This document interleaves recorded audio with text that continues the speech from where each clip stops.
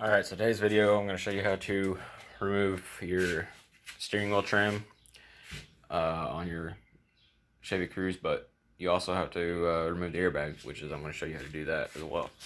So the first thing you want to do is you want to turn your steering wheel upside down so that you can access the two holes on the back side of the steering wheel to release the airbag. The next thing you want to do is you want to hook your negative battery cable. It takes either a 10mm socket or a 10mm combination wrench.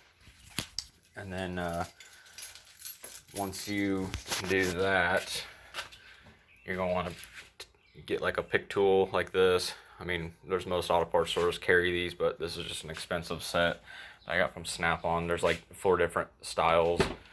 I use the straight one, but a small straight screwdriver will probably work. I've never tried it, but it might work.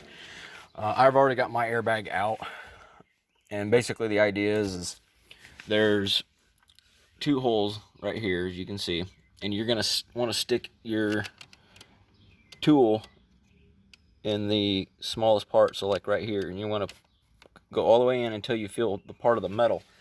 And what that's gonna do is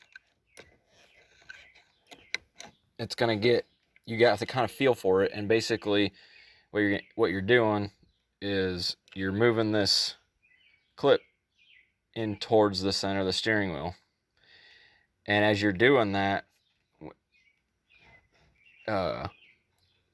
you're gonna have to pull on that same side of the airbag and pull it out to release it, and you're gonna have to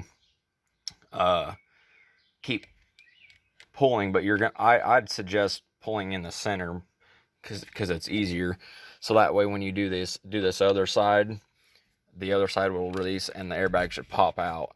It might, the first time you do it, it might be a little tricky because it's your first time doing it, and it can be a little much, a little tricky and a pain.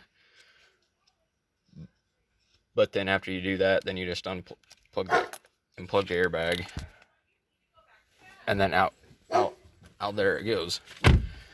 So then you got your airbag out, and the easy part is taking your trim out.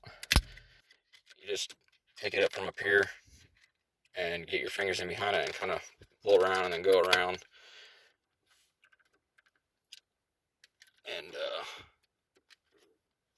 very carefully, I get in behind both your fingers right in behind in here, and then pull a little bit, and just kind of work your way around until it all comes out, because otherwise you can break this cheap plastic that a lot of manufacturers use. And then once that comes out, I'm not going to completely take mine out, but it should, once you want to go and put it back in, and there are some torque screws that are holding this these switches on the back side. There's only 2, so it's pretty easy to take those off. But other than that, once you get it all done, painted, whatever you're needing to do, put this stuff back on. I would recommend taking these off if you're going to paint your trim, so that way you don't get paint on these, because these are going to be hard to tape off.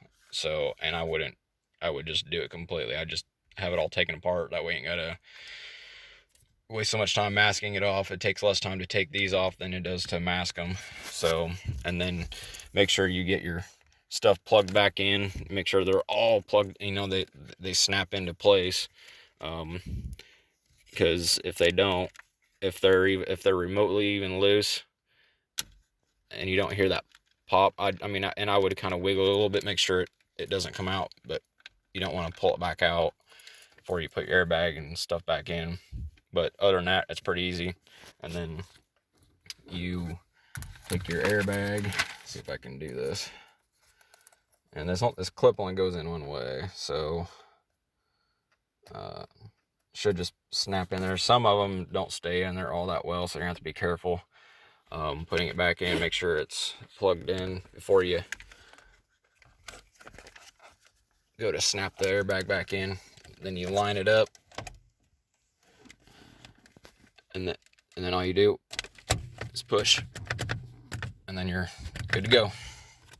That's all there is to it. And then you hook up your battery, and you're off to the races. So hopefully this helps. Thanks.